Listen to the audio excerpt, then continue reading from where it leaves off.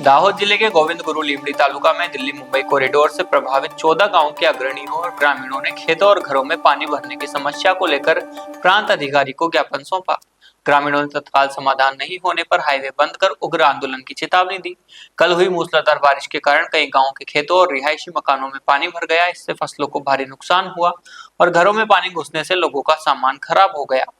ग्रामीणों का कहना है कि पिछले 4 साल से दिल्ली मुंबई कॉरिडोर के कारण जल भराव की समस्या बनी है। कई बार शिकायत के बावजूद आज तक स्थायी समाधान नहीं निकाला गया। ग्रामीणों ने बताया कि बारिश के पानी की निकासी की उचित व्यवस्था न होने से हर मानसून में गांवों और खेतों में जल भराव हो जाता है। इससे खेती चौपट हो रही है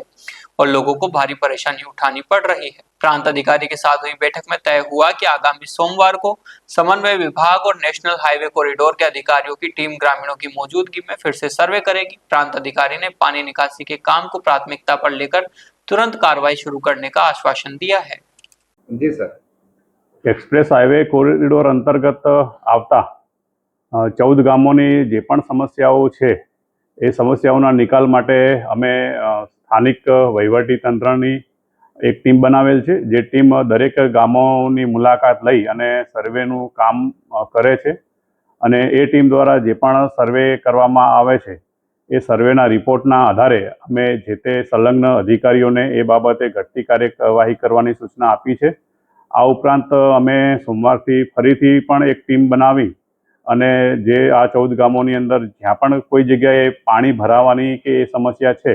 એના નિકાલ માટે શું વૈકલ્પિક વ્યવસ્થા કરી શકાય એ માટેના અમે પગલાં ભરવાના છીએ। સર, આ અંગે જે નેશનલ કોરિડોર હાઈવેના જે ઓથોરિટી છે, જે કોન્ટ્રાક્ટર છે, તેમને કોઈ વાતચીત કરવામાં આવી? જી, નેશનલ હાઈવે ઓથોરિટી સાથે પણ અમે વાતચીત કરી છે અને એ પણ ફરીથી એક વખત સોમવારે ફરીથી મુલાકાત લેવાની છે અને જ્યાં પણ કામગીરી બાદ કરવાની રહી ગઈ છે એની મુલાકાત લઈ અને એ સત્વરે એ કામગીરી કરવામાં આવશે। જાલોદ પ્રાંત ઓફિસે અમે આવેદનપત્ર નેશનલ કોરિડોર હાઈવેનું જે national corridor highway 50 Delhi Bombay થઈ રહ્યો છે એની અંદર જે અમારા 14 ગામોની જમીન છે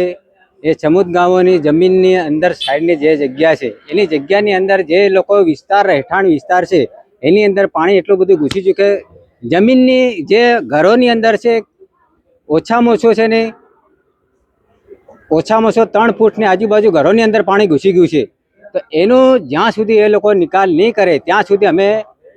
કોરિડોર નેશનલ હાઈવે જે પસાર થઈ રહ્યો છે એમને અમે બંને બાજુથી પૂર્ણ રીતે એમને અમે બંધ કરીશું। જ્યાં સુધી અમારો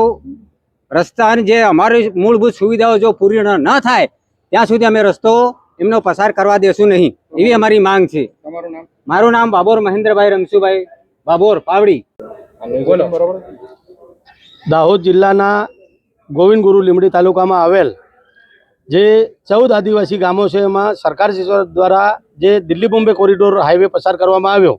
જેના કારણે અમારા ગરીબ આદિવાસીઓની જે મૂળભૂત સુવિધાઓ છીનવાઈ ગયેલી હતી, જે બાબતે અમે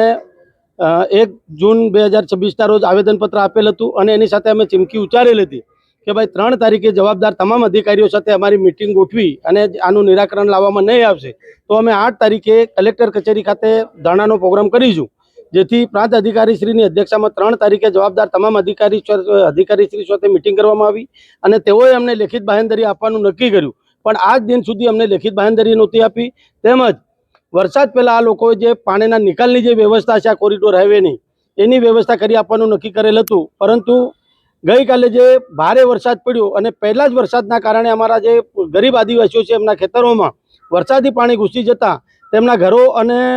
મકાનો છે એ જર્જરિત બન્યા છે। ખેડૂતો ખેતી કરી શકે એવી પોઝિશન નથી, અમારા બાળકો સ્કૂલે જઈ શકે એવું નથી, જે મહેનત મજૂરી માટે જે અમારા વડીલો બુઝુર્ગો અને માણસો જે જતા એમને નીકળાય એવી પરિસ્થિતિ નહોતી, જેના માટે અમે તાત્કાલિક આજે પ્રાંત અધિકારીશ્રીનું ધ્યાન દોરી અને અમે જવું આગેવાનો પ્રાંત અધિકારીશ્રી જાલોદ પાસે આવેલ છે અને પ્રાંત સાહેબને અમે ચીમકી ઉચ્ચારેલ છે કે સાહેબ તમે તાત્કાલિક જો આનું નિરાકરણ નહીં લાવશો તો હવે અમે આ હાઈવેનું કામ અટકાવીશું। તો જ્યાં સુધી અમારી જે મૂળભૂત સુવિધાઓ છે ફરીથી ઉપલબ્ધ કરવામાં નહીં આવશે ત્યાં સુધી અમે હાઈવેનું કામ ચાલુ થવા દઈશું નહીં। જેથી આજે પ્રાંત અધિકારીશ્રીએ અમને